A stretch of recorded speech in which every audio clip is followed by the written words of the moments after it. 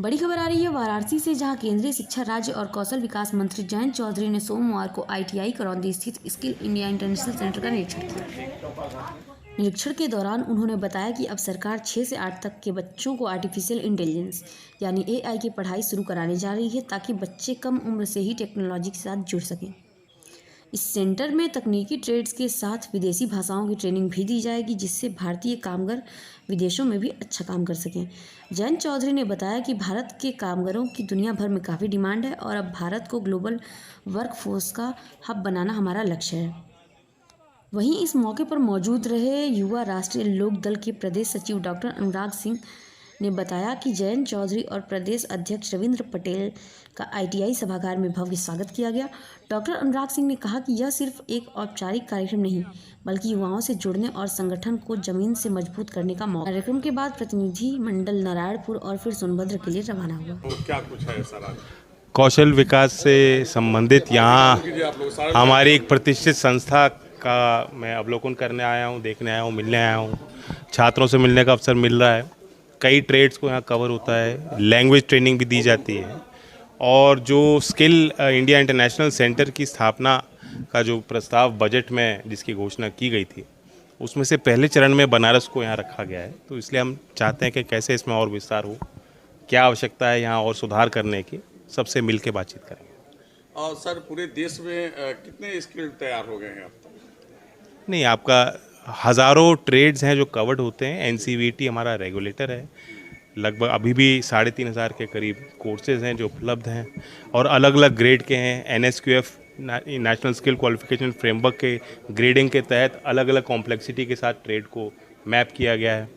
और PMKVY जो हमारी प्रमुख स्कीम है शॉर्ट टर्म ट्रेनिंग की, उसके अंतर्गत इनको लिया जाता है। ITIs में NSQF अलाइनमेंट है। और हमारे जन शिक्षण संस्थान जो ग्रामीण क्षेत्र में कौशल विकास से संबंधित और एक जो होता है सिटीज़न डेवलपमेंट के लिए भी काम करते हैं, नेशनल प्रायोरिटीज़ पे काम करते हैं, राष्ट्र की प्राथमिकताओं को आगे रखते हुए। तो जन शिक्षण संस्थान भी NSQF के साथ अलाइंड हैं। अभी बड़ी बात यह है कि ITI स्कीम जो बजट में अनाउंस हुई थी, उसको कैबिनेट ने मोहर लगाई। 60,000 करोड़ का निवेश होना है। इसमें राज्य सरकारों की बड़ी भूमिका है। इसमें उद्योग जगत को भी हमें साथ लाना है। जो MSME हैं, जो छोटे यूनिट्स जहाँ चलते हैं, जो परंपरागत उद्योग हैं, उनका ख्याल रखते हुए जो नई इंडस्ट्री के क्लस्टर आए हैं उनके साथ मैप करके, और ITI के गवर्नेंस, ITI में इंस्ट्रक्टर्स बेहतर हों, अच्छी शिक्षा पद्धति हो, ढांचा भी सुधार हो, ताकि जो बाहर बच्चे वहाँ ITI में आना चाहते हैं उनको लगना चाहिए कि हम एक अच्छे इंस्टीट्यूशन में पढ़ाई कर रहे हैं, और आगे उनको एम्प्लॉयमेंट, उनकी मेंटरिंग, पूरी देखभाल इन संस्थाओं के माध्यम से हो। देश में 1000 ऐसे ITIs को अपग्रेड करना है। हब एंड स्पोक मॉडल में इसको हम क्रियान्वित करेंगे।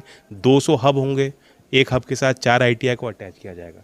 तो उसकी भी योजना चल रही है और उसकी चर्चाएं चल रही हैं। अभी नॉर्थ ईस्ट स्टेट्स का कॉन्फ्रेंस हुआ, अभी साउथ इंडियन रीजन का कॉन्फ्रेंस हुआ। आज मैं यूपी में भ्रमण कर रहा हूँ, यूपी में विभाग से जो उनका फीडबैक लूँगा। कल सोनभद्र में कुछ हम शुरुआत करने जा रहे हैं दूसरे मंत्रालयों के साथ। जैसा आप जानते हैं कि सरकार का मंत्र है होल ऑफ गवर्नमेंट, यानी और ख़ास तौर से कौशल विकास मंत्रालय की जिम्मेदारी बनती है, क्योंकि कौशल विकास आज देश में जितनी परियोजनाएं हैं, किसी भी मंत्रालय के अंतर्गत कोई स्कीम चल रही है, उसमें भी कौशल विकास का कुछ ना कुछ पार्ट है। तो इसलिए हम कन्वर्जेंस को अपनाते हुए दूसरे विभागों के साथ, मंत्रालयों के साथ कार्यक्रम निर्धारित करते हैं। विमेन एंड चाइल्ड डेवलपमेंट और ट्राइबल मिनिस्ट्री के साथ साथ दो हमने जो इनिशिएटिव लिए हैं, कल उसकी हम शुरुआत करेंगे। सर, बिहार चुनाव में आपके दल की क्या भूमिका रहेगी? बिहार से देश की सत्ता रहती है। बिहार में जन जन पॉलिटिकल हैं, एक्टिव हैं, डेमोक्रेसी और डेमोक्रेटिक ट्रेडिशन से जुड़े हुए लोग हैं। तो हमारी पार्टी की यूनिट अभी वहाँ बनाएंगे, देखेंगे क्या पार्टी का फीडबैक रहता है। सर, स्किल इंडिया से संबंधित आप आए हैं। बच्चों को ज़्यादातर प्लेसमेंट की ज़रूरत होती है, तो प्लेसमेंट में स्किल आपको लगता है कि मतलब अच्छे बहुत संभावना है। यहाँ जो स्किल इंडिया इंटरनेशनल सेंटर में हम बैठे हैं, इसका एक ऑब्जेक्टिव है आउटवर्ड माइग्रेशन। और मिनिस्ट्री ऑफ एक्सटर्नल अफेयर्स के साथ, NSDC के साथ हमारे मंत्रालय ने बातचीत करके एक फार्मूला तैयार किया है कि जो RAs होते हैं, जो सेंडिंग स्टाफिंग ऑर्गेनाइजेशंस होते हैं, जो विदेशों में बच्चों को नौकरी दिलवा सकते हैं, जिनके पास ओपनिंग आती हैं, जिनका विश्व में प्रेजेंस है, उनके साथ हम तालमेल हमें बनानी है। तो यहाँ भी SIIC में भी हम RAs को यहाँ मोटिवेट करेंगे कि यहाँ जो बच्चे पढ़ रहे हैं उनको हम लैंग्वेज ट्रेनिंग भी दें, चाहे जैपनीज़ भाषा सीखना चाहते हैं उसकी भी हम यहाँ व्यवस्था करें, इंग्लिश ट्रेनिंग यहाँ हो रही है, ताकि जो आउटवर्ड मार्केट्स में डिमांड है, आप देखते हैं कि यूरोप में एजिंग पॉपुलेशन है और हमारे देश में एक यंग पॉपुलेशन है, तो वो चाहते हैं कि अच्छे और इंडियन वर्कर्स का सम्मान, उनकी रिस्पेक्ट पूरी दुनिया में है। जो वर्क एथिक है, जो उनका स्किल लेवल है, उसका लोहा दुनिया ने माना है। तो इसलिए बनारस के भी यहाँ यूथ जो है, नौजवान, पूर्वांचल के जो नौजवान यहाँ प्रशिक्षित होंगे, उनकी कहीं भी दुनिया में नौकरी लग सकती है। सर, बड़े कम शब्दों में स्किल क्यों जरूरी है सर छात्रों के लिए, क्योंकि अभी भी कंफ्यूजन है बहुत सारे युवाओं में। बिल्कुल है। असल में परंपरागत तौर पे बच्चों को बताया जाता है कि आप स्कूल पूरा करो, उसके बाद आप जो है और कुछ नहीं है तो चलो कॉलेज कर लो, और मौका नहीं मिल रहा चलो ITI कर लो। तो ऐसा नहीं है, लोग शॉर्ट टर्म कोर्सेज़ को ज़्यादा पसंद कर रहे हैं। इंडस्ट्री बहुत तेज़ी से बदल रही है, इंडस्ट्री की रिक्वायरमेंट कुछ और हैं, और हमारे जो परंपरागत शिक्षा की व्यवस्था है उससे हम कुछ और बच्चों को सिखाते आए हैं, उसमें भी व्यापक तौर पे परिवर्तन हो रहा है। राष्ट्रीय शिक्षा नीति ने कौशल और शिक्षा को दोनों को साथ में जोड़ा है। ये दोनों एक अंग हैं, इनको अलग नहीं देखना चाहिए। और हाल में ही हम 15 तारीख को भी AI के क्षेत्र में फ्यूचर स्किल्स में एक बड़ा कदम उठाने जा रहे हैं। स्किलिंग फॉर AI रेडीनेस का कार्यक्रम 6ठी कक्षा से 12वीं कक्षा में स्कूल जाते बच्चों को मौका देंगे कि आर्टिफिशियल इंटेलिजेंस को समझें और प्रशिक्षित हों।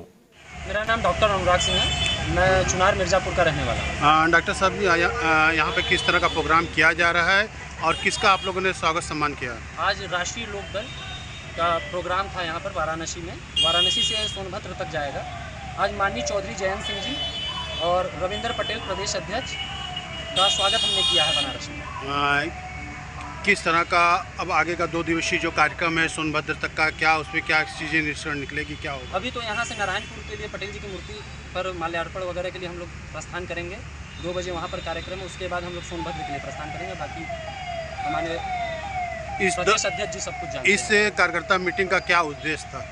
लोगों को एकजुट करना, युवा राष्ट्रीय लोक दल को किसानों के प्रति, लोगों के प्रति आगे बढ़ाना।